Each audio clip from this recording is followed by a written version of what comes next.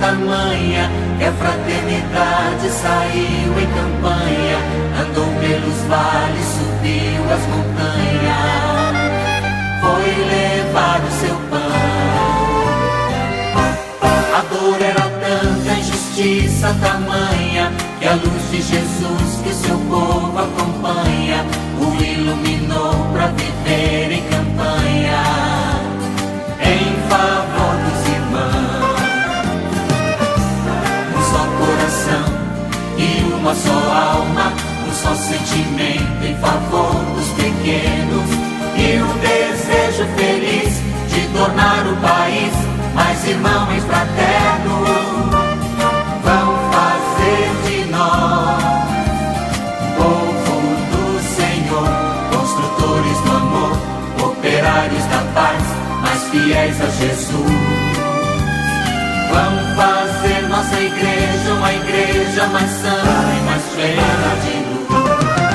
Erguer as mãos com alegria, mas repartir também o pão de cada dia. Erguer as mãos com alegria, mas repartir também o pão de cada dia. Erguer as mãos com alegria, mas repartir também o pão de cada dia.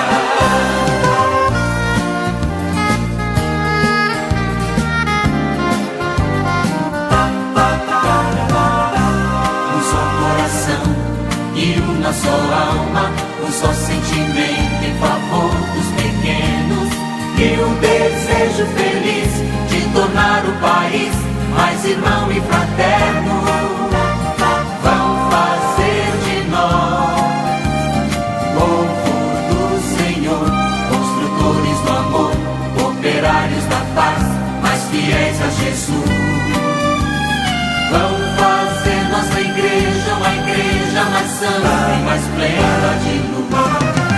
Erguer as mãos com alegria, mas repartir também o pão de cada dia.